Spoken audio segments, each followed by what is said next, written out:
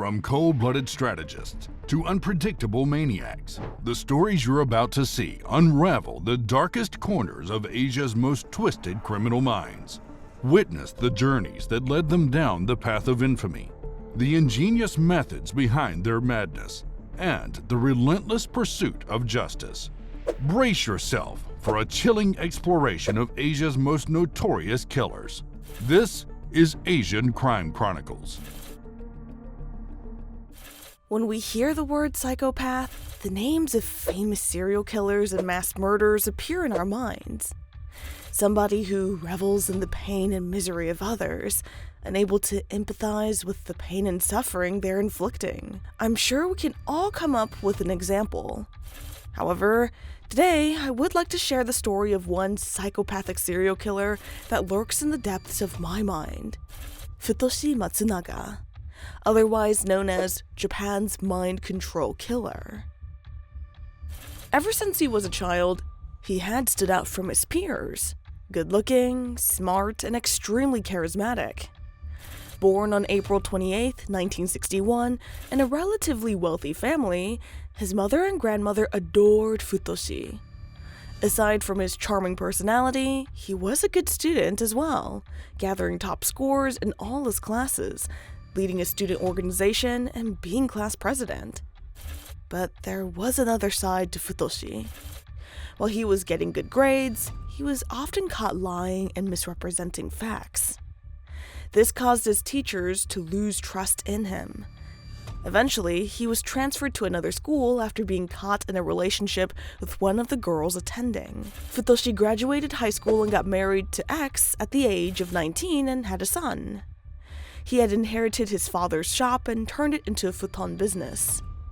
While running it, Futoshi's name started popping up in several scams and criminal offenses. During Futoshi's marriage, there were reports of him having at least 10 mistresses.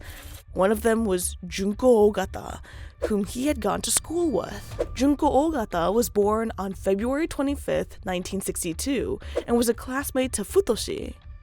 They weren't close friends, but they had seen each other around before Futoshi had been transferred. After graduating, she got a job as a teacher in a preschool. Junko was described as caring and gentle, but that all changed after reconnecting with Futoshi in 1982. Junko's mother was firmly against the relationship, claiming that her daughter was being abused. So it was no surprise when she objected to the couple getting married in 1984. In response, Futoshi visited the mother and raped her.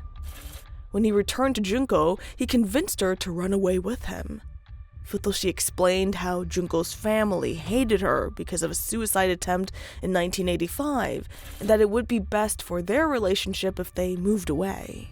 While Junko had been a virgin during the start of their relationship, Futoshi accused her of sleeping with other men, which led to Junko having to endure severe abuse. His jealous nature appeared during these incidents. However, Junko stayed with him and eventually gave birth to 2 sons. While Futoshi ran his futon business, reports of him abusing employees by giving them electric shocks and yelling deranged and nonsensical things at them. Using this business as a front, he had managed to blackmail people out of 180 million yen. The couple managed to stay under the police's radar and went on the run as they were added to Japan's most wanted list. But this didn't stop Futoshi. In April 1993, he met his first victim, a married woman with 3 children. Futoshi had convinced the woman to leave her husband and run away with him. Junko? She was his sister. The woman believed him and agreed. In September 1993, one of the children was found to have died under mysterious circumstances. The other 2 children were sent to live with their father, and the remaining family just a month later. The woman had realized that she wasn't living the life she had been promised, and did what she could to keep her children safe. During the woman's relationship with Futoshi, she lost 11.8 million yen to him. What exactly happened during their relationship remains unknown to this day. However, her body was found on March 1994. An investigation ensued, but there was no evidence to tie Futoshi to her death or the death of her child. But Futoshi wasn't done there. He had found his next victim in Kumio Toraya and his daughter. In the 2 years that followed, Futoshi abused Kumio, blackmailing the victim with his previous convictions and going so far as to make him confess to crimes he hadn't committed. Kumio was confined into a single room together with his daughter, who was forced to abuse her father by Futoshi. When Kumio died as a result at the age of 34, Futoshi made the daughter believe that she had killed her father. Junko and the girl were instructed to clean up the remains and dump them to get rid of the evidence, while Futoshi went ahead and found his next victim. The story seemed to repeat itself. He was convinced they would get married, insisting that he was a graduate of a prestigious university in Tokyo. The woman was an acquaintance of Kumio, believed him, and moved in together with her daughter. Futoshi scammed the woman out of 5.6 million yen during their imprisonment in Kumio's apartment. In March 1997, the woman was desperate after endless torture and abuse that she saw no other way of escape than jumping through the window. She fell from 2 stories and was taken to the hospital together with her daughter. Throughout Futoshi's crimes, Junko was present and assisted wherever Futoshi wanted. We're not sure if she was truly so enamored by Futoshi, or if he had truly broken her mind into unrelenting obedience. But Futoshi trusted Junko enough to let her leave the apartment. She would go out and buy food and go to work, and every single time, Junko would return without fail. Until one day, in April 1997, she didn't come back to their apartment from work. Futoshi called Junko's family to find out where she was, but Junko's mother, Shizumi, refused to give any sort of answer. Futoshi blackmailed them to find Junko, trying to convince them that their daughter was a murderer and threatening them if they didn't tell him where she was. In truth, Junko had escaped. She had told her family what had happened and how she couldn't hold on any longer. So, when the news arrived that Futoshi had committed suicide and a funeral was being held, Junko believed that it was all over and returned to her family. Futoshi found her there and punished her for her actions. The Ogata family gave Futoshi 63 million yen to keep him away. He took it, but didn't stop. He invaded the house and held them hostage. That was when his psychological games went to another level. Futoshi seduced Junko's sister, Rieko, who lived in the house together with her husband. A combination of torture, sexual abuse, and his words had turned the family into his own personal cult. In late December, Futoshi instructed Junko to torture her father. She was instructed to repeatedly electrocute him until he eventually passed away. He was 61 years old. The constant abuse directed at Shizumi made the mother lose all grip on reality. She had started speaking in strange voices and acted erratically. Eventually, Futoshi instructed Rieko and her husband Kazuya to strangle Shizumi to death. She was 58. Rieko had gone deaf from the abuse she endured at Futoshi's hand, so she was the next victim he wanted to get rid of. Instructing Rieko's daughter, Aya, to hold her mother down, it was Kazuya who strangled her to death. Rieko was 33 years old at the time of her death. After the 2 murders, Kazuya was exhausted and locked up in the bathroom. He survived for 2 months by drinking toilet water, but eventually starved to death at the age of 38. After Kazuya's death in April 1998, only Futoshi, Junko, Kumio's daughter Aya, and her brother Yuki remained alive in the house. In May of that same year, Futoshi instructed Kumio's daughter and Junko to hold Yuki down, while Aya was made to strangle him. The little boy died at just 5 years old. Aya soon followed as Futoshi and Junko electrocuted her together. Although Junko herself denied this during her testimony, she claims that it was Kumio's daughter who killed the little girl, strangling her to death. Aya was 10 years old when she died. After every single murder, the victim was cut up and boiled in pots. During the investigation, neighbors would state that they heard loud noises and smelled a vile scent coming from the apartment at times. After boiling, the remains would be transported and dumped at public washrooms or in the ocean. It was Kumio's daughter, who was still being held captive, that managed to escape. After their first attempt in late January, Futoshi found the girl again in February and brought her back. Her punishment? Electrocution. But that didn't stop the girl, as she escaped again in early March. This time, she immediately contacted the police department to report the crimes. The girl was 17 years old at that point and led the police to Futoshi and Junko's location, where they were arrested the next day. Junko Ogata admitted to all murders in a calm and collected manner. There was no trace left of the caring girl she had been before her relationship with Futoshi. Since there was no physical evidence, the police relied on both Junko and Kumio's daughter's statements. Futoshi insisted that he was innocent. Junko and Futoshi were sentenced to death by hanging after the trial after being pronounced guilty of the 6 murders.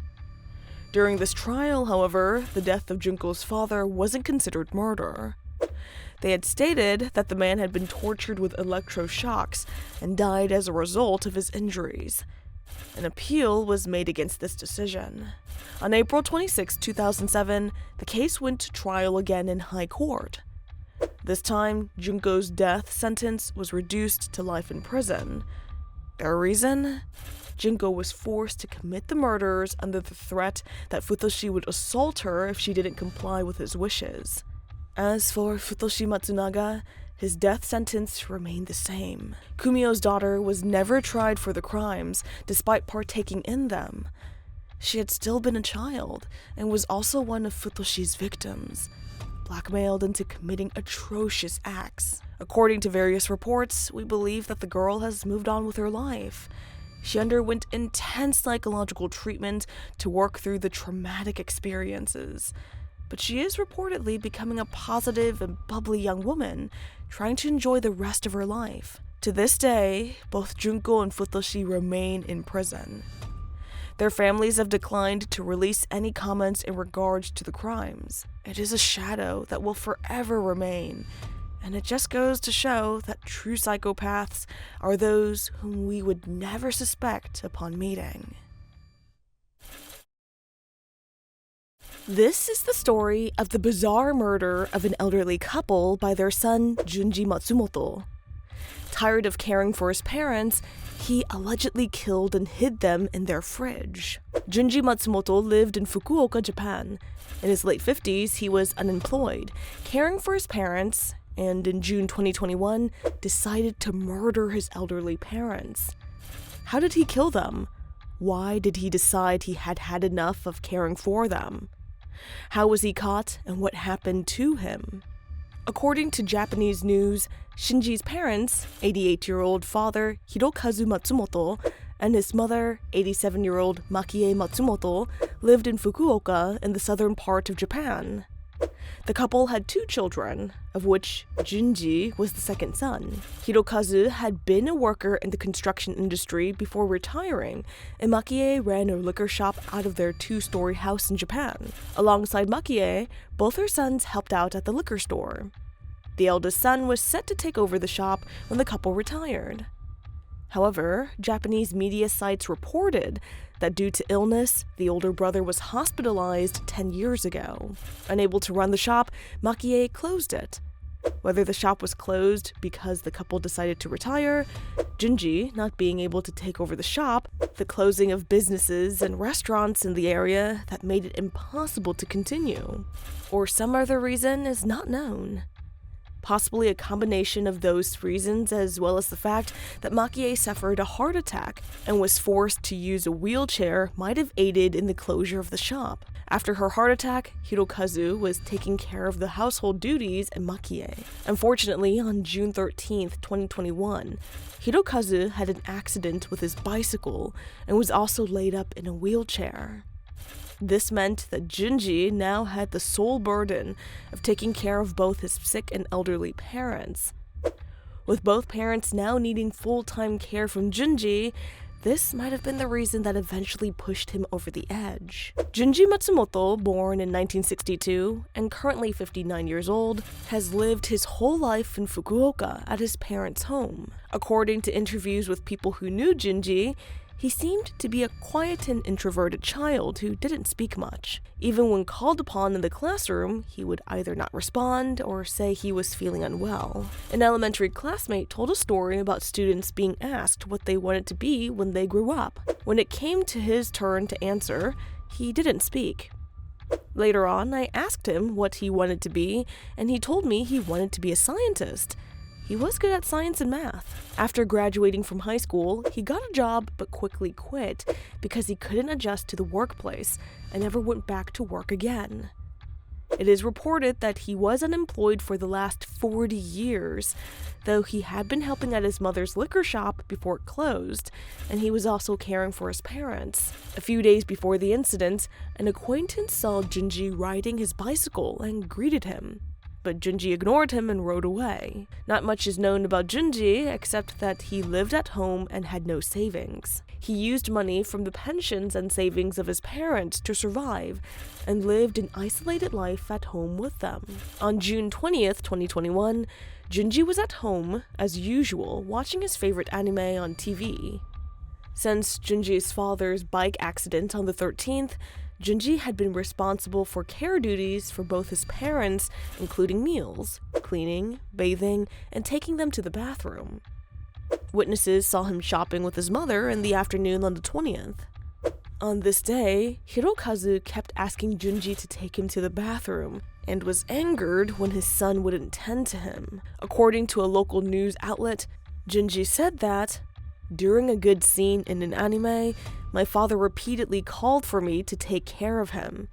Because he complained about me, I killed him." He told police that he used an electrical cord to strangle his father. Once his father was dead, he went to his mother and strangled her as well, because she had witnessed the murder. He then took both of their bodies and placed them in an empty commercial refrigerator on the first floor of their home that used to be part of the liquor shop. The refrigerator was unplugged, and the glass was covered in duct tape to hide the remains.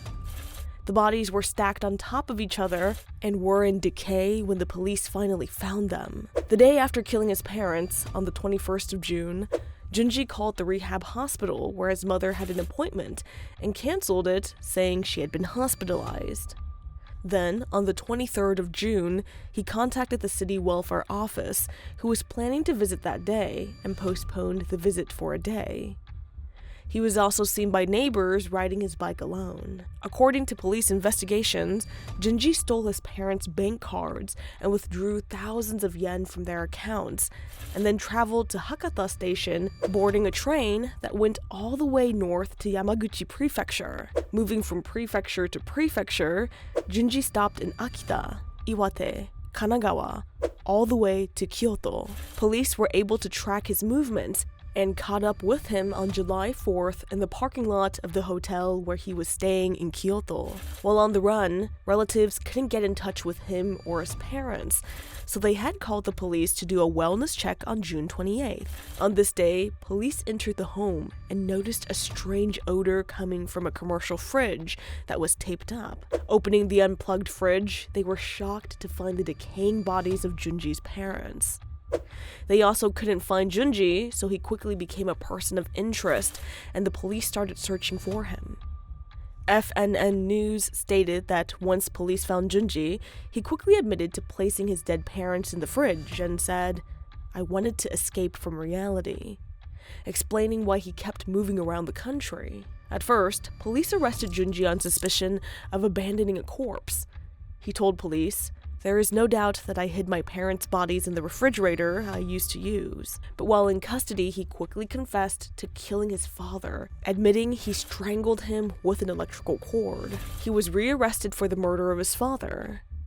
Then, in mid-August, he was rearrested for the murder of his mother. "It was stressful to take care of parents with disabilities. I couldn't stand it," Junji stated, as an explanation for his crimes. The prosecutors asked for life imprisonment, saying that murdering 2 people was on a completely different scale, and the average problems arising from the fatigue of nursing care, and that there was no room for leniency. However, the defense argued that a sentence of around 23 years was appropriate, as the defendant's severe disability had an impact on the crime. By then, 60-year-old Junji Matsumoto was eventually sentenced to 30 years in prison. Unfortunately, cases like these are growing in popularity, not only in Japan, but around the world. The pressures on mental health from external factors, like job loss, the aging population, not enough support structures for the elderly and vulnerable, as well as lack of connection with the community, have caused tragic outcomes for many. Whether Junji's isolation from society was caused by mental trauma from his childhood, or the added pressures of having to care for elderly parents became too much for him, he took the worst actions possible against his own parents. Rather than reaching out to the community or support groups in his area to help him care for his sick and senior parents, he decided to selfishly kill them, hide their remains, steal from them, and go on a trip across Japan. Hopefully, this story will send out a message to many people who are dealing with similar issues, and rather than running from their problems or dealing with them in a negative way, they will find alternatives that will ensure all human lives are cherished and cared for. When I killed people, I had a desire to kill more. I don't care whether they deserve to live or not. It is none of my concern. A twisted serial killer slaughtered dozens of people simply because he was bitter about a breakup. Yang Xinhai, China's most prolific serial killer, was born almost 55 years ago on July 29, 1968. But by the time he died, nearly 36 years on, he had gained the fearsome reputation as the monster killer. Although his murderous spree started in 1999, the turning point in Yang's life came earlier. Yang Xinhai, the 4th of 6 children, grew up in poverty in Hunan province. Despite being praised for his intellect and sincerity, he struggled socially and academically, burdened by his family's poverty. His initial hopes in high school were dashed by financial constraints and bullying due to his small stature and family's lack of resources. Frustration with his circumstances led to conflict with his father, and in 1985, at the age of 17, he dropped out of school. Yang refused to return home and began his wanderings around China, working as a piece worker. 3 years later, he had his first trouble with the law and was sent to a work camp for having committed a series of thefts in Hebei province. In 1992, 24-year-old Yang Xinhai met a girl and fell in love with her. But their tender happiness did not last long, as Yang was arrested for an attempted rape in his home village in 1996. His girlfriend claimed that whenever he was released, she would marry him. He ended up serving 3 years in prison. In 1999, following his release from prison, Yang found out that his now ex-girlfriend got married to someone else. Yang's girlfriend allegedly dumped him when she found out about his convictions for theft and attempted rape. Yang Xinhai was incredibly frustrated with this situation. He believed his ex-girlfriend was wasting his time and planned to publicly humiliate him from the start. During this time, something happened in Yang's mind. A lonely and beaten Yang Xinhai agonized with a growing hatred for people, and especially the women around him. His actions over the subsequent 4 years are thought to have been rooted in a desire to enact revenge on his ex-girlfriend and on society. Now 28 and full of hate, Yang Xinhai looked for ways to vent his anger. In his eyes, the world treated him unfairly. He was impoverished, humiliated, and bullied as a child. Further, he was unable to make a decent living, and he was publicly humiliated by his ex. Eventually, crossing the line between common thug and murderer, Yang Xinhai committed his first murders on September 19, 2000. The monster killer was born. Yang Xinhai was entering an elderly couple's home in Hunan province when the elderly couple's dog began to bark. In his distress, Yang Xinhai grabbed a brick and beat the elderly couple to death while they were sleeping. Yang Xinhai fled the scene after grabbing some money. The guilt that tormented him was tremendous. He was not able to sleep for several days. The sound of skulls being shattered, the smell of blood that filled the air, and their dying gasps haunted him daily. A tormented Yang Xinhai wandered the wilderness as if it was his home. He was able to survive as a nomad by stealing food from farms he came across. Yang Xinhai eventually went for Anhui province after laying low for a while. His inner impulse to kill others, on the other hand, would become more difficult to resist. On October 1st, 2000, Yang Xinhai disguised himself as a laborer and wandered around Zhaoyong village, watching a little girl and her younger brother play hide and seek. The monster waited till night to make these two children his first victims. Yang Xinhai crept over the family's fence and into their home, where he beat their 63-year-old grandfather to death with an iron rod. Yang Xinhai turned his attention to the children after the grandfather died, killing both of them. Yang Xinhai raped the murdered 12-year-old girl after killing everyone in the house. The grandma discovered the family early the next morning. The monster had vanished by the time the cops arrived. Despite the fact that he had already killed 5 people, Yang Xinhai did not turn himself in. Yang Xinhai no longer felt sorry for his earlier crimes after fully embracing his inner demons. Indeed, his lack of regret was what drove him to perpetrate additional crimes. Killing had become a sport for him, and he felt amazing. Murder became a way for him to deal with his past traumas. Choosing to wander poor villages, Yang Xinhai targeted people that reminded him of his childhood or previous relationships, poor elderly villagers and women. Between 1999 and 2003, Yang committed 67 murders and 23 rapes, all with the same modus operandi. His methods were extremely cruel, and he didn't leave any survivors. More than a few families were exterminated by his hand. Yang would sneak into family homes at night, typically targeting farmers, and butcher the occupants with improvised weapons ranging from axes to shovels. He'd also sexually assault the occupants he desired. Yang Xinhai was almost forced to calm down after new murders in July 2002. SARS emerged in China around this period. Nonetheless, Yang was unconcerned. Xinhai went on a rampage during the fall and winter months, committing most of his atrocities in a short period of time. The local police were put under intense pressure to locate and apprehend Yang Xinhai. Around this time, major investigations were underway to track down the monster killer. Because several police agencies were cooperating, they began to suspect that these crimes were committed by the same person. This was difficult to prove because Yang was meticulous in his appearance.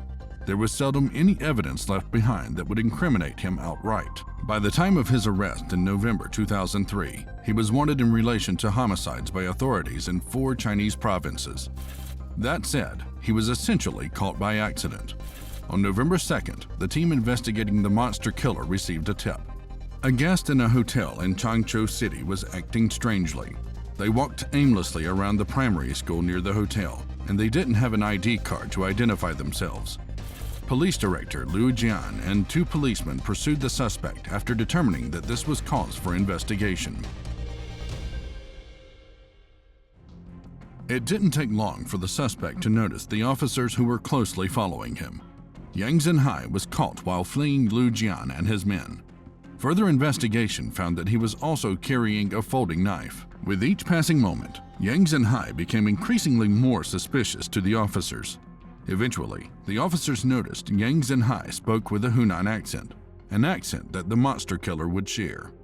Detaining Yang Xinhai, the officers brought him in for questioning. 3 days later, while waiting to question him, it was discovered that his blood sample matched the killer's blood sample exactly. As a result, the interrogation began soon after.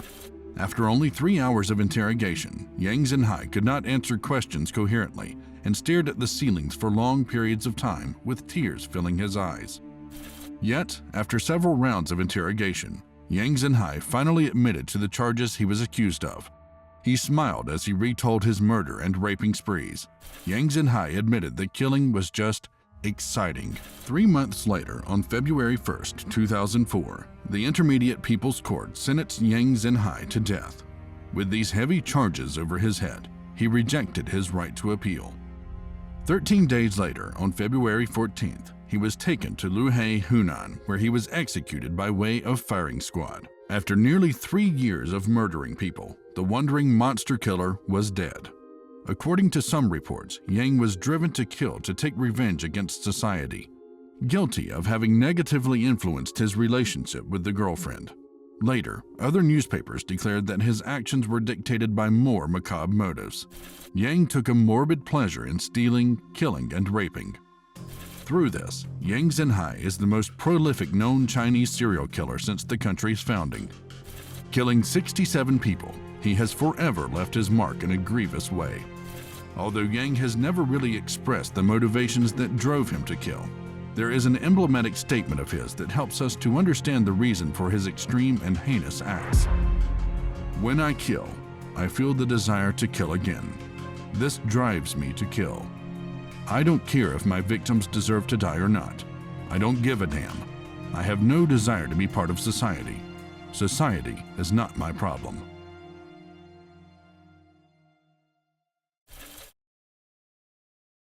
This is the story of Kiyoshi Okubo, a man who went from pickup artist to rapist and serial killer.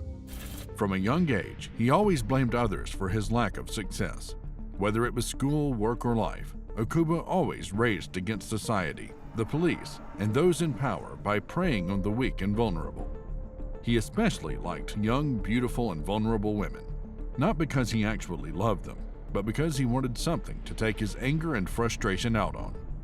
In his life, he would end up assaulting over 150 women, raping a dozen, and killing 8. He would change his name, lie about his job, and lure women to their deaths. He was known as the Lust Killer, as he had an extreme sexual predatory history from a young age. What made him attack and rape girls? How did he get away with so many crimes without being stopped? Who were his victims? How was he finally caught? And what happened to him?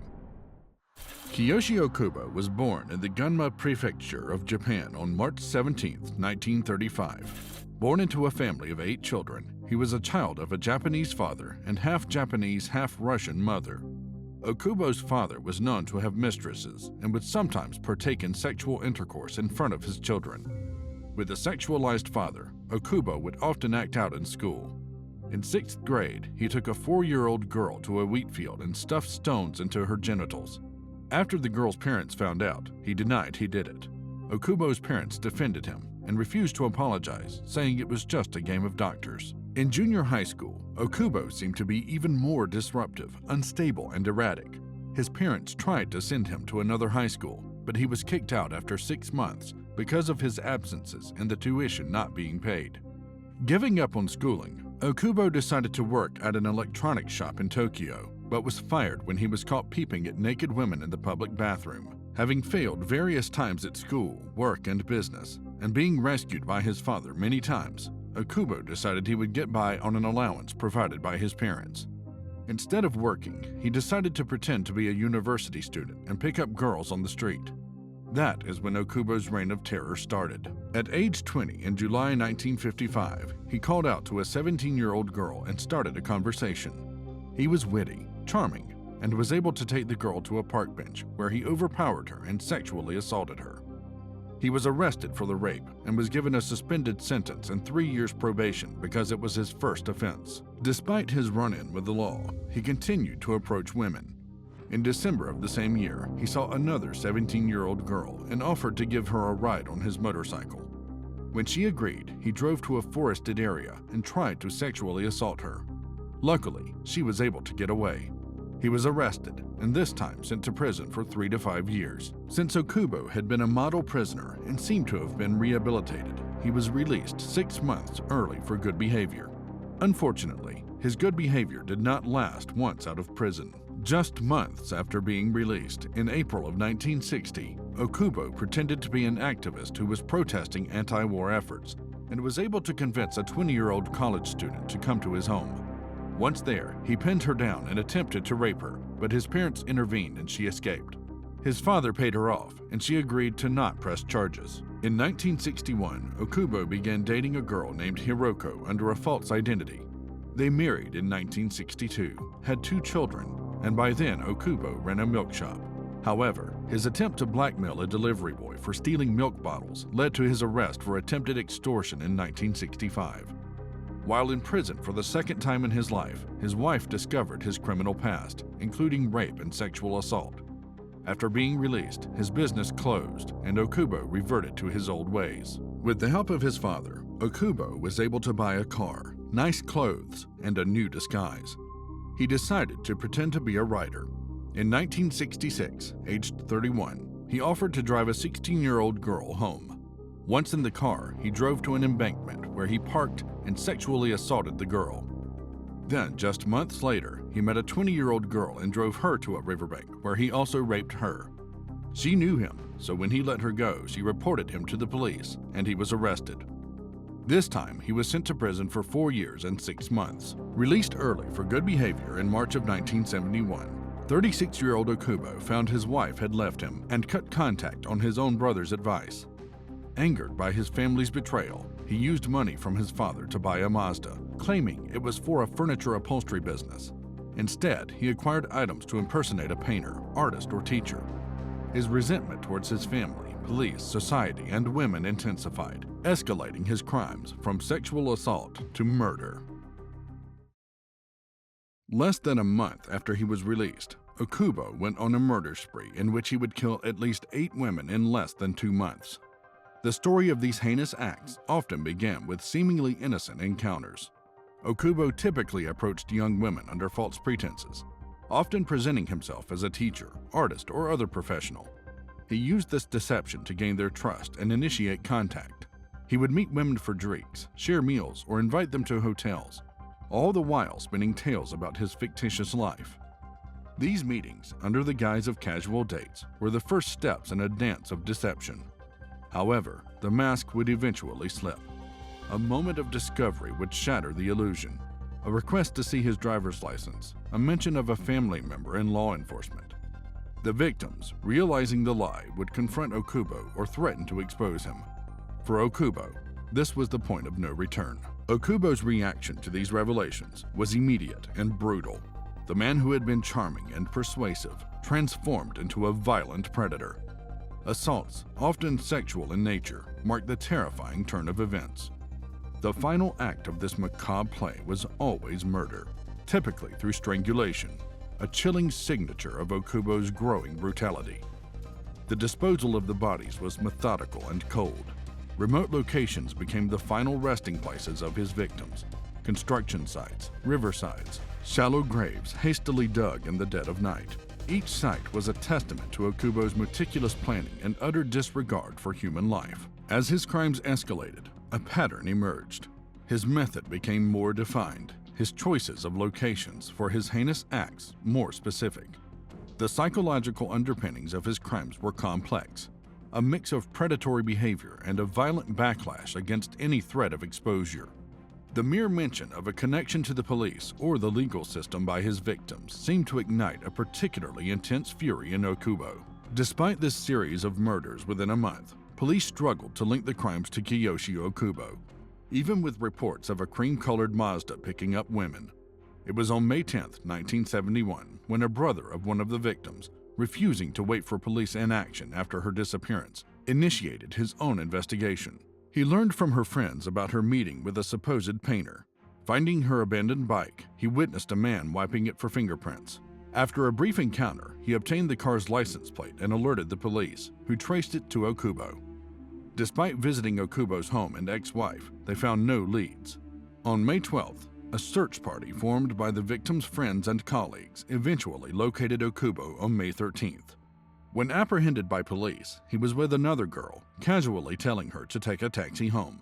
Okubo was finally arrested on May 14, 1971. Kiyoshi Okubo initially resisted cooperation with the police, taking 80 days of interrogation before confessing to his murders. Forensic experts matched over 200 hairs found in his car and on his clothes to the victims, using samples from the missing women's homes. Okubo's trial began on October 25, 1971, at Maebashi District Court. He pleaded guilty to all charges, including abduction, murder, and corpse abandonment, blaming his brutality on police mistreatment in previous cases. Convicted on February 22, 1973, Okubo received a death sentence, which was executed on January 22, 1976. This case was marked by numerous systemic failures. Okubo's parents seemingly enabled his behavior, repeatedly buying his freedom. The police were often a step behind, unable to connect the dots until Rieko's brother intervened, potentially saving more lives. The judicial system's leniency towards Okubo's early offenses, despite his repeated sexual crimes, was also criticized. Had those around Okubo, including acquaintances and former partners, reported his suspicious behavior, his capture might have occurred sooner. Okubo's manipulative tactics deceived numerous young women, luring them with promises of a glamorous lifestyle, only to brutally murder them. His notoriety as a ruthless killer of young women remains a dark chapter in Japan's history.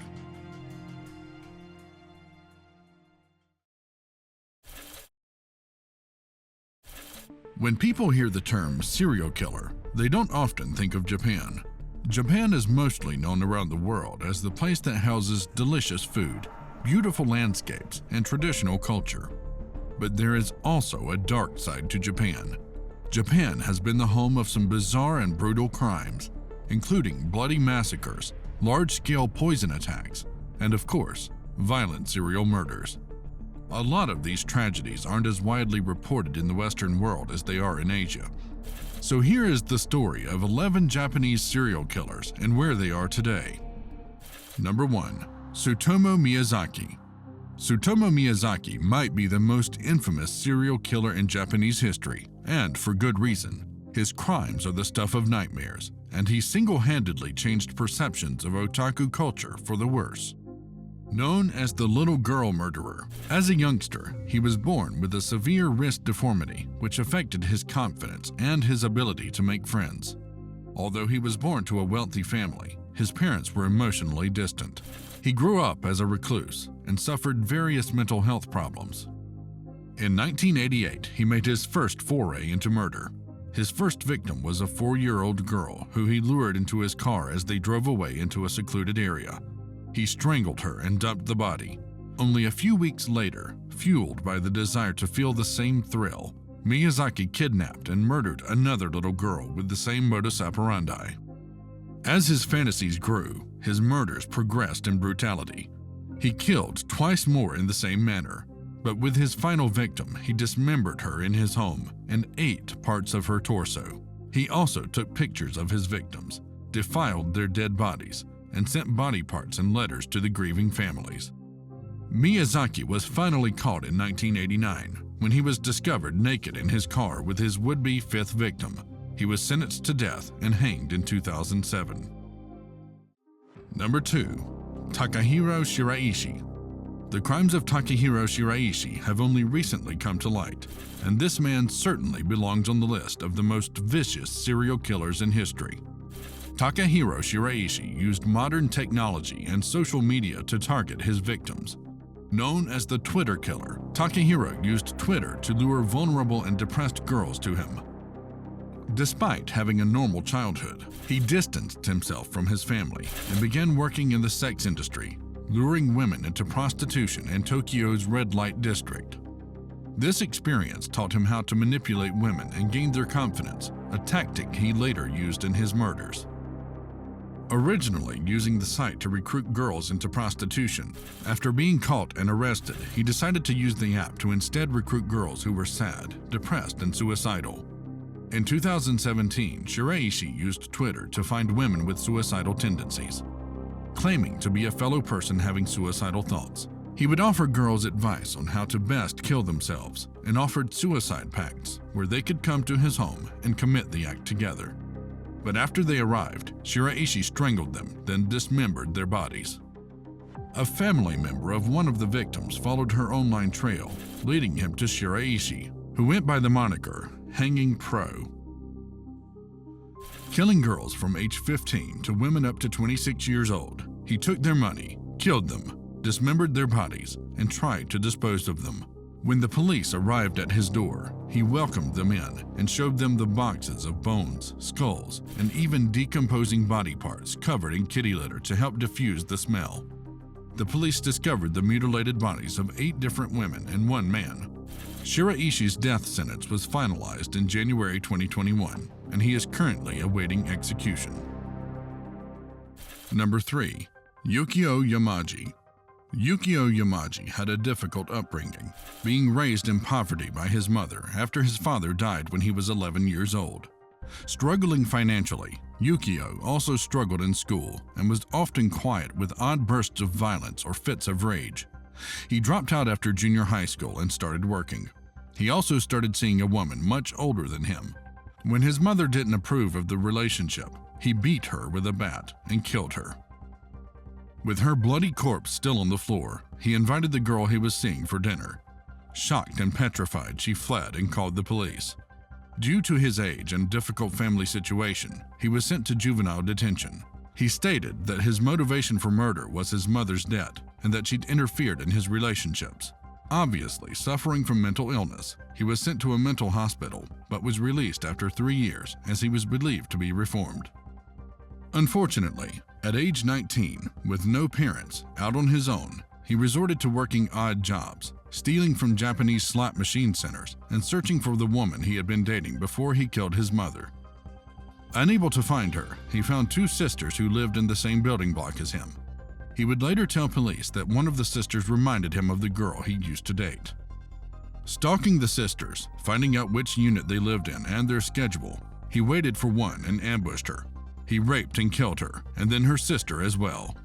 He then set fire to their home to cover his tracks and left. However, he was soon suspected by the police as he had recently moved into the same building. When interrogated, Yamaji immediately confessed. He also shared the unsettling detail that he was extremely aroused and climaxed while killing both his mother and the sisters. Eventually, he was charged with their murders, but this time the judge wouldn't be as lenient as the first time. Despite undergoing a psychological evaluation that revealed he suffered from Asperger's syndrome, Yamaji received the death penalty in 2009. Number 4. Miyuki Ishikawa. Nothing screams serial killer like having murdered over 100 children. There aren't many women serial killers, but Miyuki Ishikawa was a midwife at a maternity hospital in Kotobuki, where many infants were abandoned due to the poor financial situation of their parents. Ishikawa, frustrated by the lack of resources to look after the abandoned babies, decided to take matters into her own hands. Under her care, many children died of starvation or suffocation due to her neglect. She even tried to get money from the parents for the murders, claiming that the price for their death is less than what it would have cost to raise them. In 1948, police discovered the bodies of 5 infants, and their autopsies concluded that they hadn't died of natural causes. An investigation pointed to Ishikawa and her accomplices, her husband and another doctor, and the 3 were arrested. The exact number of babies which Ishikawa murdered is unknown, but police discovered over 40 bodies in the office of a local mortician and another 30 in a nearby temple, 2 places Ishikawa used as dumping grounds. Strangely, Ishikawa was only sentenced to 8 years in prison, as authorities considered the homicides as crimes by omission rather than intentional. After an appeal, the sentence was reduced to only 4 years. After she got released, Miyuki Ishikawa became active in real estate.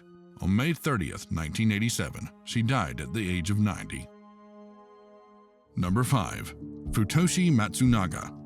Futoshi Matsunaga can be considered one of the more recent Japanese serial killers, as most of his crimes happened in the late 90s.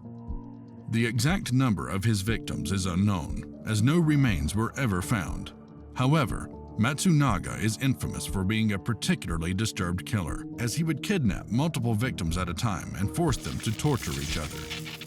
Matsunaga's first victim was a man who he initially tried to blackmail, but then abducted him and his daughter and held them in his apartment. Matsunaga electrocuted the man and forced him to eat his own feces. After he died, he convinced the daughter that it was she who had murdered him. Matsunaga was aided by his accomplice, Junko Ogata, who was also his mistress. Although Ogata helped Matsunaga in committing the crimes, he was abusive and manipulative towards her. Matsunaga's other victims were 5 members of Ogata's family, who had been living with Matsunaga and Ogata at the time. Matsunaga bound them and held them captive, then gradually killed them one by one, even coercing a 10-year-old girl to hold down her mother while her father strangled her. Once all 5 were dead, Matsunaga chopped up their bodies, boiled, then discarded them. Everything came to an end in March 2002 when Matsunaga's final kidnapped victim escaped and contacted the police.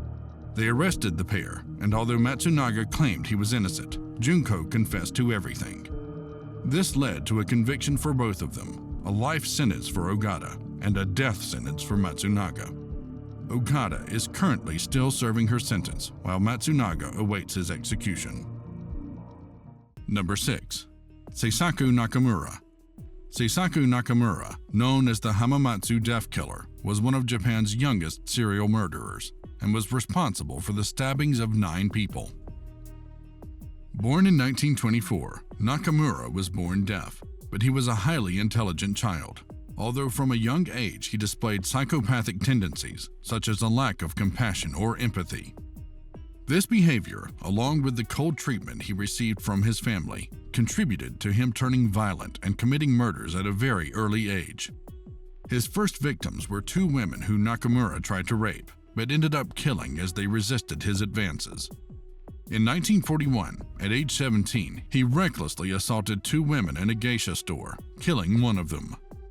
Only 2 days later, Nakamura impulsively stabbed 3 more people in a restaurant, fatally wounding all of them. Soon after, he directed his anger towards his family. During a heated argument, Nakamura stabbed his brother to death and seriously injured 5 other members of the household, including his parents and his nephews. However, the victims never informed the police who the perpetrator was, for fear of retaliation from the disturbed teenager. Nakamura's final victims were another family whom he followed home in August the same year. He killed both parents and 2 of their children, but the oldest daughter survived and was able to later identify Nakamura. He was apprehended after a few months, and due to pressure from the public, he was quickly tried and convicted shortly after.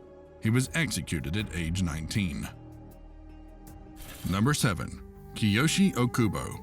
Born in 1935, Kiyoshi Okubo was a Japanese serial killer who went on to rape and murder 8 women. Okubo was a quarter Russian from his mother's side and often found himself teased at school because of his ethnic features.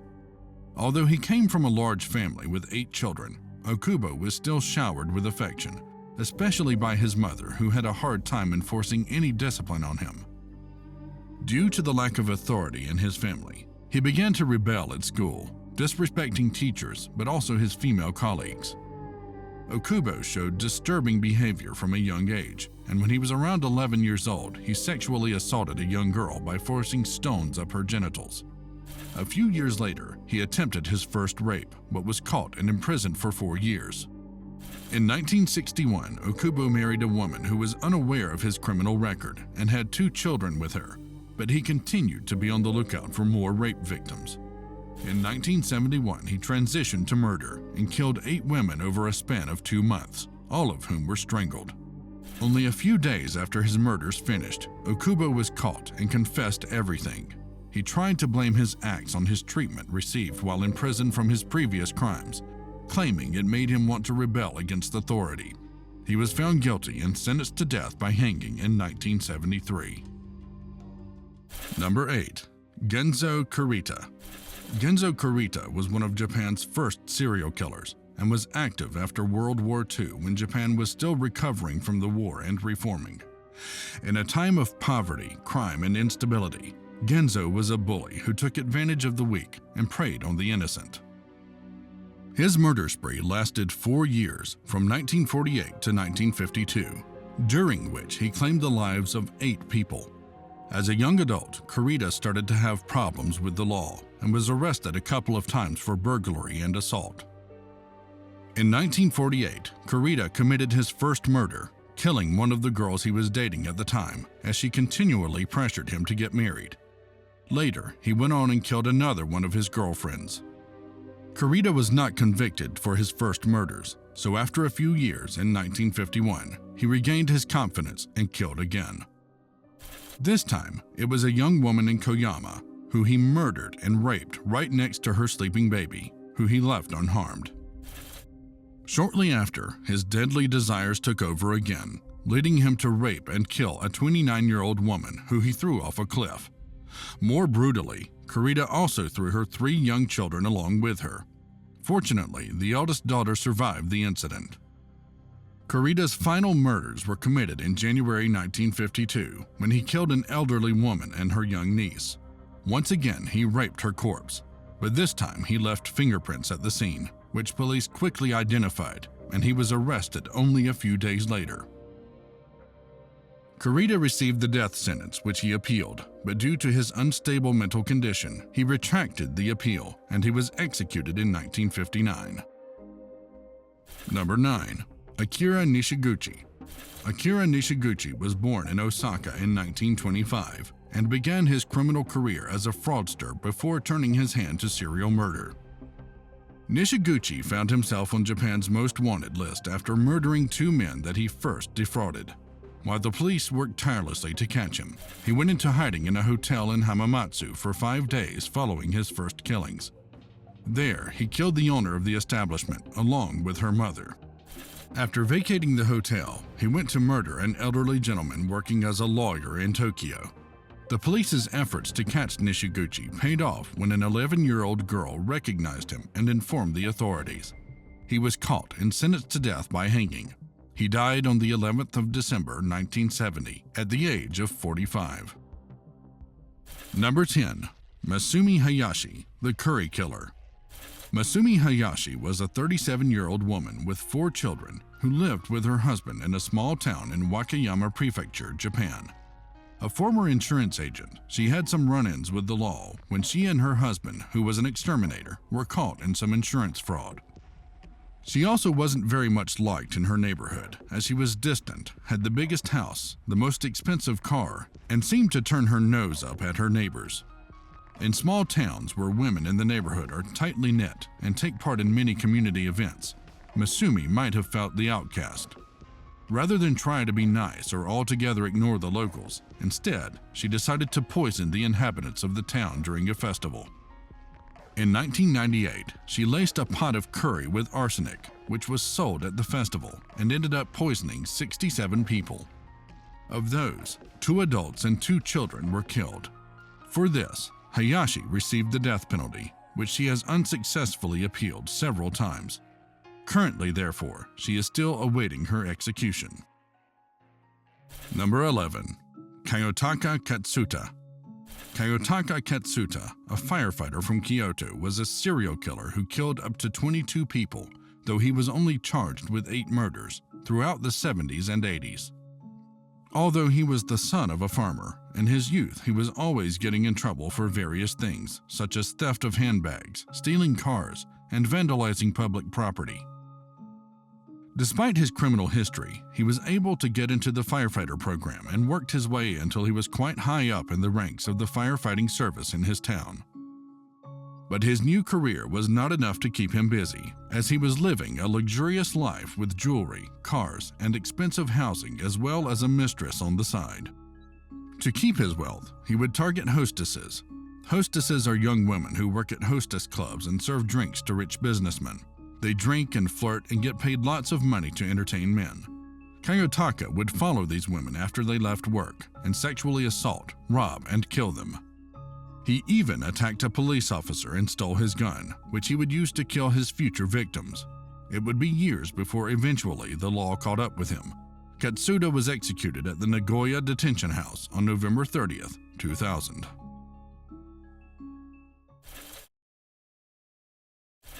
On June 13, 1981, in Paris, a couple witnesses a small Asian man exiting a taxi with 2 large, heavy bags.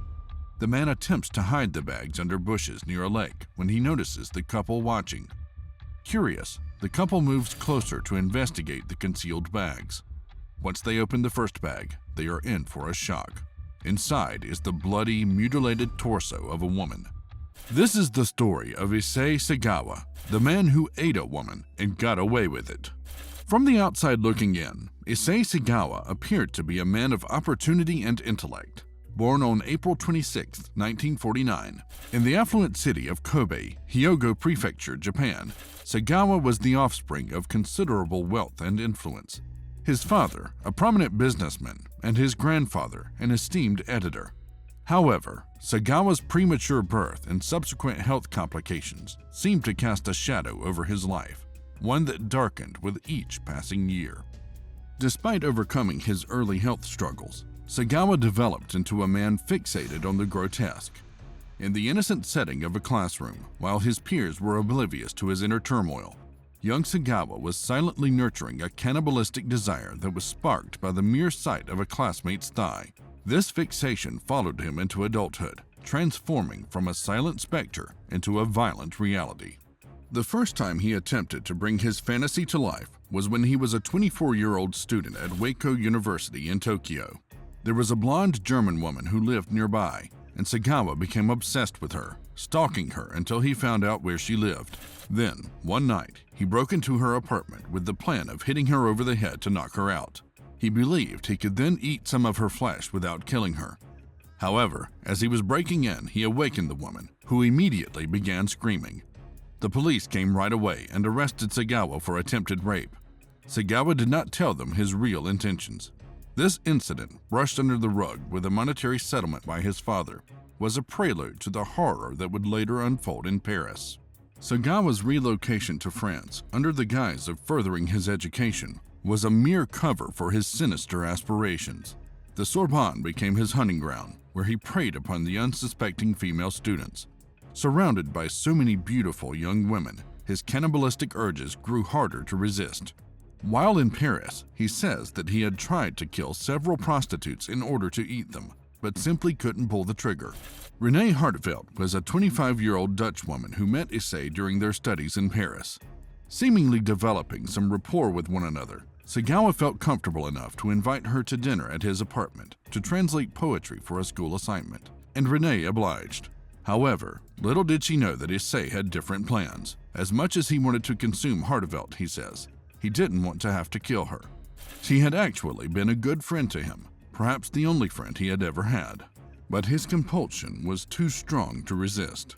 It didn't take long after Renee arrived that Sagawa killed her. Sagawa shot her in the back of the neck with a rifle.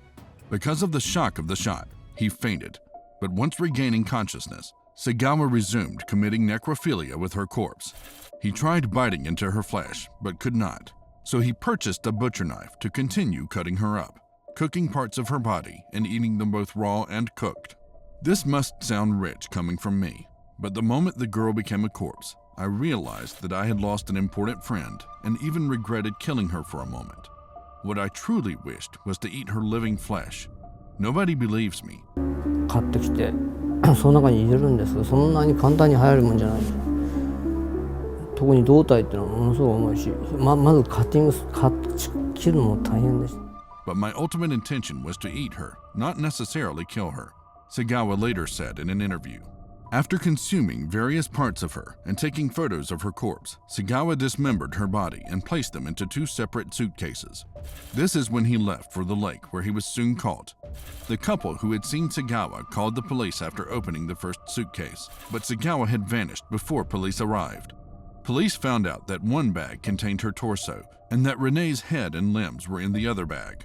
Clearly, the then unknown tiny Asian man was trying to dump the evidence of his crime in the lake and panicked when he saw he was being watched. The victim's remains were taken in for an autopsy. Once on the table, her body told the story of a grisly crime.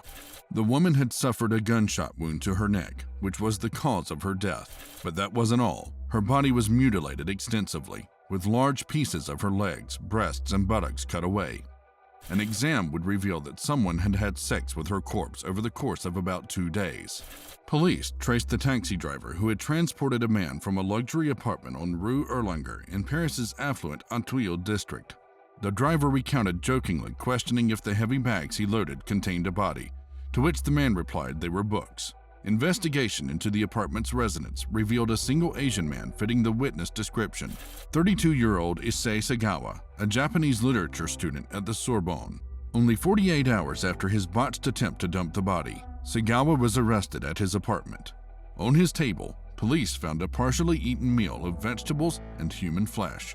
Inside his refrigerator, they found more pieces of human flesh, carefully wrapped so as to be eaten later. Under questioning, Sagawa confessed readily. The victim's name, he told police, is Renee Hartevelt. a Dutch classmate of his at the Sorbonne.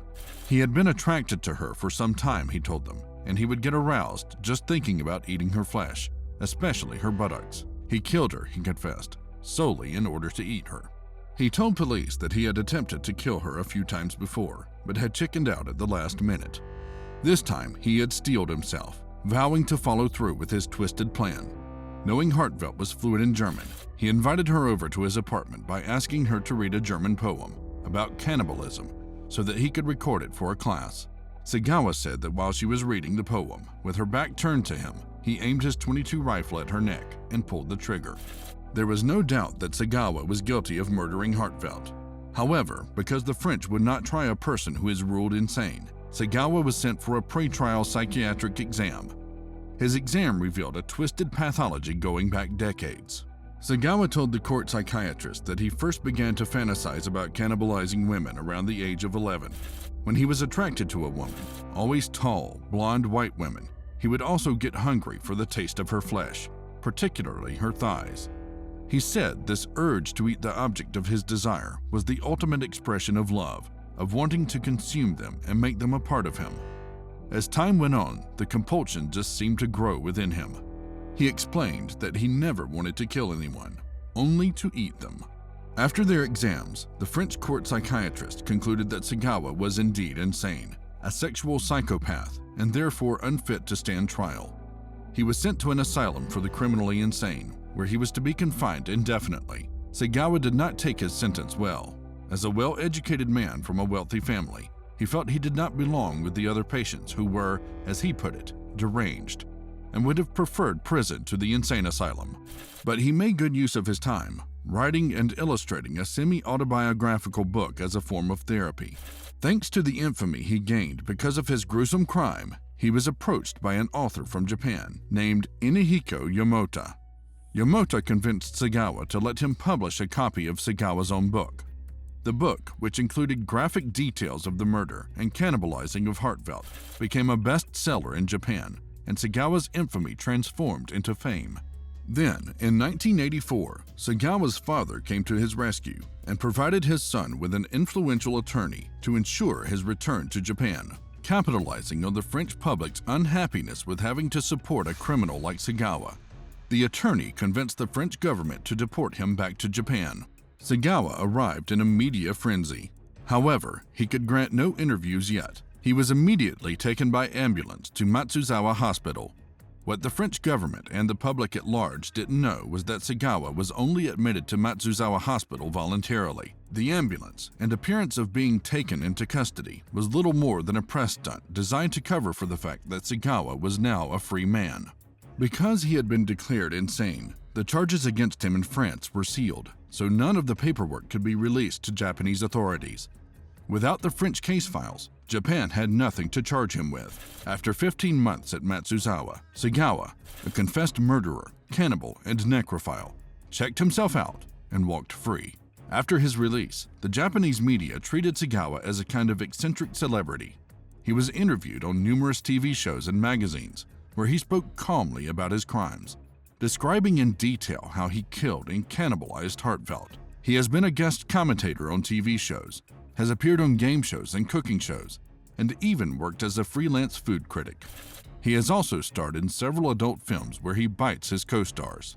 For a time, he was able to support himself with the royalties and fees for media appearances, along with a hefty inheritance after his parents died. However, once his inheritance and public interest dried up, he was forced to live in public housing and draw welfare benefits. By 2013, his health was failing. He was diagnosed with diabetes and suffered 2 heart attacks. He died of pneumonia in 2022, and his funeral was attended only by his family. In what is perhaps a small bit of poetic justice, shortly before his death, Sagawa had to undergo a gastronomy and could only eat through a feeding tube. On Halloween morning 2017, as the world awoke to festivities and jack-o'-lanterns, the police discovered what could only be described as a real-life house of horrors, a scene straight out of a nightmare belonging to the notorious Japanese serial killer Takahiro Shiraishi. 9 dismembered bodies were stacked up in boxes with more than 240 bones concealed in coolers and toolboxes, sprinkled with cat litter in order to hide the evidence. How did the person who was once so silent become a serial killer? Takahiro Shiraishi was born in Zama, Japan on October 9, 1990. He grew up in Zama along with his parents and younger sister. People who lived in the neighborhood remembered the young Shiraishi as a quiet child who was able to socialize with neighbors. At school, his grades were far from stellar, but he was an attentive pupil who didn't especially stand out, but was not a gloomy character either.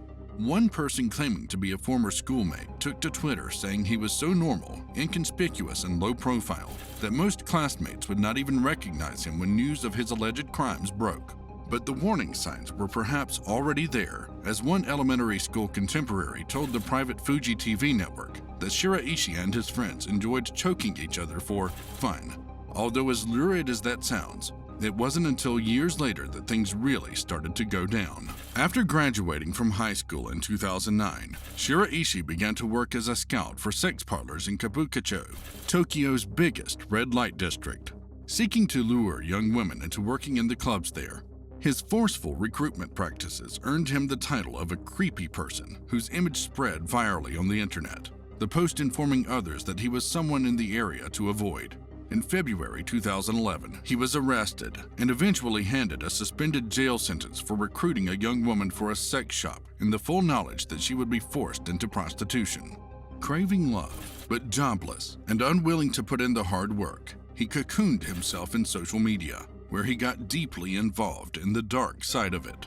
In June 2017, he confessed to his father he suffered from depression and would urgently like to have his own space. Shiraishi was close to his father and frequently helped him out at work.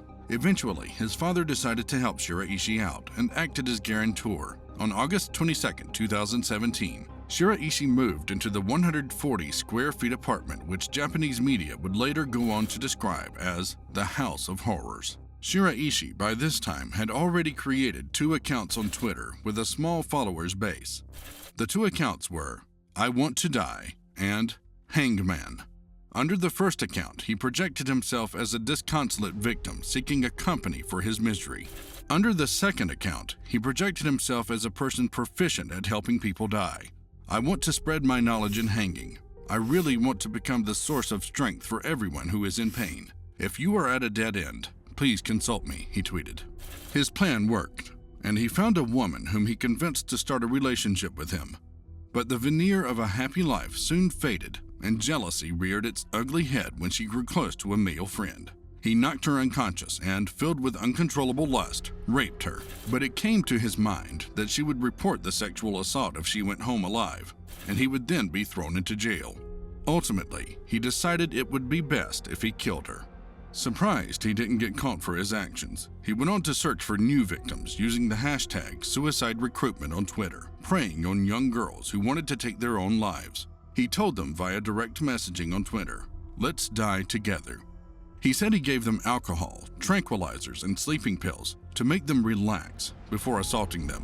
Preferring to kill by strangulation, Shiraishi fostered his long-time obsession with choking, suicide, and death. While Shiraishi had mainly used 2 social media accounts, I Want to Die and Hangman, these were among 6 handles that he used to interact with 37 different accounts over 3 months. Altogether, he met 13 people, killing 9 of them in a time span of only 3 months. It would soon become apparent that his 9th victim ironically ended him. This victim had just lost her mother when she began talking to Shiraishi online. She posted that she was looking for someone who wanted to die with her. The victim's brother, fearing the worst when she went missing, hacked into his sister's Twitter account where he discovered the conversations between the 2 individuals. Using the help of another woman who claimed to almost fall into Shiraishi's trap herself, they hatched a plan with the police to catch him. The woman agreed to be the bait to lure Shiraishi out for the police, who then followed him home on October 30th. When the police showed up at the apartment, they asked him where the missing 23-year-old woman was. "In there," Shiraishi said, pointing to one of his many containers abundant with human remains. In his apartment, the police discovered 9 deceased bodies, all of which had been dismembered. His victims' heads, legs, and limbs were divided among 3 cooler boxes and 5 huge storage crates. Shortly after being taken into custody, Shiraishi confessed to killing 1 person in August, 4 in September, and 4 in October, mostly on the same day he met them. 8 of the 9 victims were women, mainly in their late teens to early 20s. Shiraishi killed his only male victim after he confronted Shiraishi about the whereabouts of his girlfriend, who happened to be Shiraishi's first victim. Shiraishi told police he initially found it difficult to get rid of a body. In fact, it took him 3 days to get rid of the first body. After that, he dealt with the bodies within 1 day. He said his motives had been sex and money. He is alleged to have choked his victims, whose real names and ages he did not know until they passed out, before sexually assaulting some of them. Shiraishi even confessed to slicing up the bodies in his bathroom in an attempt to destroy the evidence of his gruesome deeds. He told the police he disposed of his victims' flesh and internal organs like garbage, but kept their bones out of fear he would get caught. Police eventually recovered 2 kitchen knives, scissors, a saw, binding rope, and a gimlet, all with traces of blood on them. His neighbors in the 2-story, 12-unit apartment block said they had neither seen nor heard anything amiss, despite complaints of a persistent pungent smell emanating from his apartment. One of them pointed out that it was strange that his bathroom ventilation fan was kept on at all times.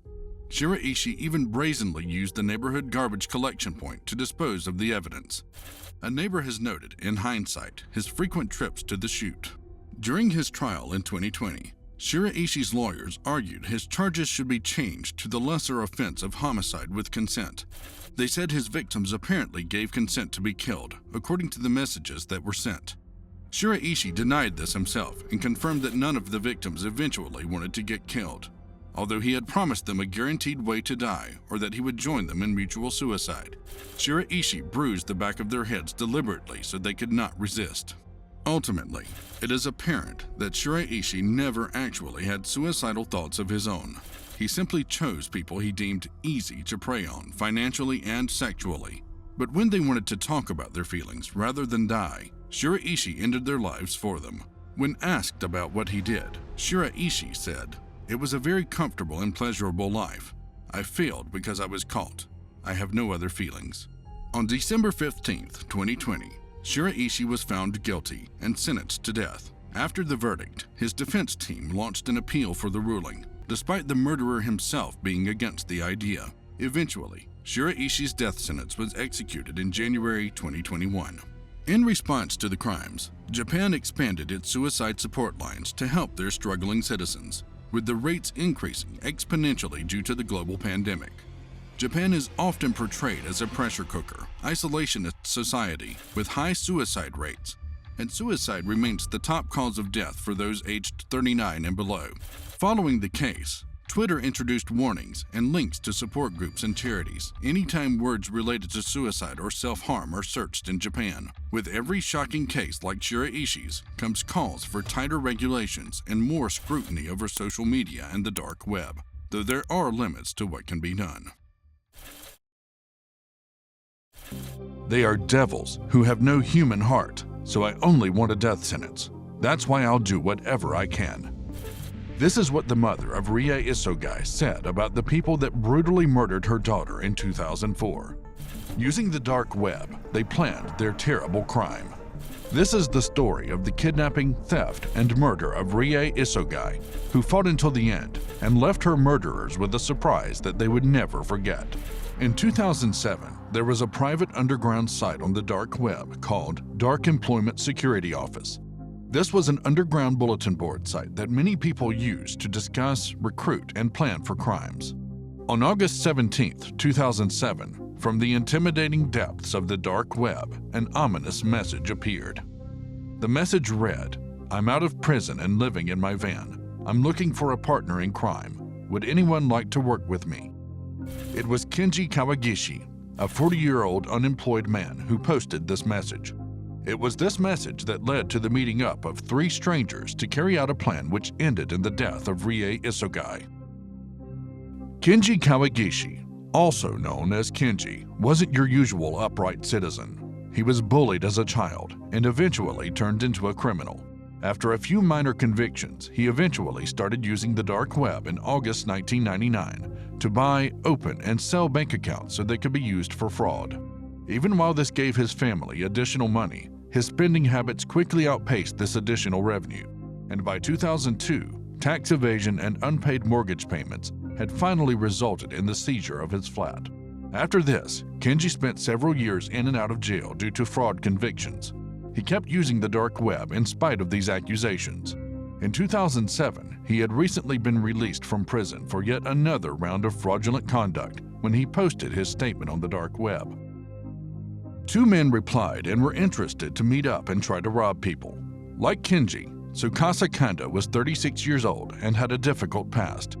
Tsukasa was mistreated by his father, bullied at school, and suffered from persistent migraines.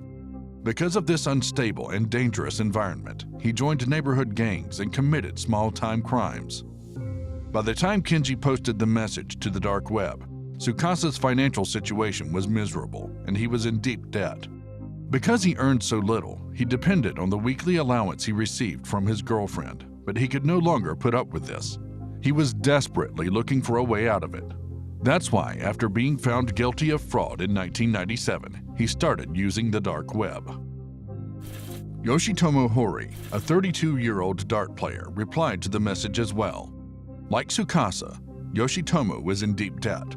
He owed more than 4 million yen, the equivalent of $30,000, even though he had no past criminal record. On August 21, 2007, the three got together at Yoshitomo's house. It was at this point that they started to devise a cunning plan to profit. A number of schemes, including pickpocketing, kidnapping, and even a theft against a pachinko parlor, a Japanese casino, were included in their drafts. At first, they met with only the plan of robbing others. After multiple robbery attempts failed, the three men then met in a parking lot to think of a new way to get money. It seems that the three men were failing in their objectives, and with that came despair and dissatisfaction. That's when Kanda recommended abducting a woman and forcing her to give them her money. Hori and Kawagishi liked the plan, as it would be easy for three men to overpower a woman. Sadly, after they upped their ante, the devious plans would have some extremely terrifying repercussions the very following day. It was the evening of August 24, 2007, and like any other day, Rie Isugai tried to call her boyfriend as she was walking home from work. Usually, these calls made her feel safe in the big city. Unfortunately, her boyfriend didn't pick up the phone. This turned out to be her last call to anyone. Because on that same evening, the three men drove around the area looking for women who were walking alone. They drove around for almost 3 hours before they spotted Rie around 10 p.m. She was just 100 meters or about 300 feet from her home when they approached. As she was walking, Hori got out of the van and approached her, asking for directions. When she stopped to help, the three men forced her into the van. Once inside the van, they handcuffed her and threatened her with knives, demanding she give them her money and ATM card. Kawagishi drove his van to a parking lot in the outer areas of Nagoya, where it was much quieter and no one was around to hear her scream. At first, Rie refused to give up her ATM code, but after continuous threats and beatings, Rie told the three men her PIN was 2960. Once they had her PIN, Kawagishi tried to sexually assault Rie, but the other two intervened. During the confrontation, Rie tried to escape the van, but the men managed to prevent her from escaping. Kanda placed a bag over her head and wrapped packing tape around her head to smother her. Finding it was taking too long, he took a hammer and started hitting her over the head, while the other two, Hori and Kawagishi, started choking her with a rope.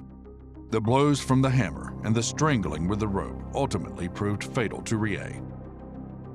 After Rie had died, they drove to a forested area in Gifu Prefecture and dumped her body around 4 a.m. on the 25th of August. They split the money they found in her purse, but this converted to only $600 and was not nearly enough for the three greedy men. Therefore, they decided to drive straight to an ATM to raid Rie's bank account. This is where they found out that the PIN given to them by the now deceased Rie did not work. The numbers Rie had passed on to the men turned out to be a well-thought-out move with a hint to a number game Rie was obsessed with. In this game, numbers represent words, and in Japanese, the number 2960 reads Ni ku mu wa, which means I hate you. Until her dying moment, she had refused to give anything to the men and foiled their robbery attempt. Disappointed that their robbery had yielded far less than hoped, the three men decided to meet again the next evening to rob other women. But before the time came, Kawagishi could no longer live with his guilt. He called the police and confessed to everything they had done that night. He described the crime in detail and told the police where to find Rie's body. In Japan, the death penalty is waived if a criminal surrenders to police before being identified as a suspect. This was Kawagishi's biggest motivation. Using the information from Kawagishi, the police found Rie's body. Shortly after Rie's mother identified her daughter's lifeless body, the police were able to track down the remaining two men. All three men were arrested and charged with robbery, murder, kidnapping, confinement, and abandonment of a corpse. Kawagishi was also charged with attempted rape. Before the trial even began, Rie's mother started a petition asking for the death penalty for all three men. This petition ended up getting over 300,000 signatures. Usually, in single murder cases, the death penalty is not sought, but because of the petition, growing support by Japanese people for capital punishment, and the case's connection with the dark web, prosecutors asked for the death penalty. Even the fathers of Kanda and Kawagishi asked the court to sentence their sons to death. The trial began in September 2008. All three pled guilty to robbing and murdering Rie Isugai. However, during the trial, each defendant blamed the other for being the mastermind and coming up with the idea to murder Rie. Kawagishi told the court that Kanda was the leader and had originally planned to kill Rie. Hori also claimed Kanda was the leader, and until Kanda started suffocating Rie, he had not intended to kill the victim. Kanda claimed all three had agreed to search for a woman, rob her, and then kill her from the get-go. In the closing arguments, the prosecutors demanded the death penalty for all three, including Kawagishi, despite his confession. Claiming he showed little remorse for the murder and only confessed to lessen his sentence, he deserved the same punishment as the others. But the defense claimed that without Kawagishi telling police where Rie's body was and who the other two culprits were, the case might never have been solved. Finally, on March 18, 2009, all three were found guilty of the murder of Rie Isugai. Kanda and Hori were sentenced to death. Kawagishi, however, was sentenced to life in prison. Kanda's lawyer appealed the decision, but Kanda withdrew the appeal and was executed in June of 2015. Hori also appealed to the High Court of Nagoya, and in April of 2011, his sentence was reduced to life in prison, as the court found that both Kawagishi and Hori were being led by Kanda. In a surprising turn of events, it was found that Hori had actually robbed and killed a couple in 1998 and was once again sentenced to death. His death sentence was finalized in July of 2019.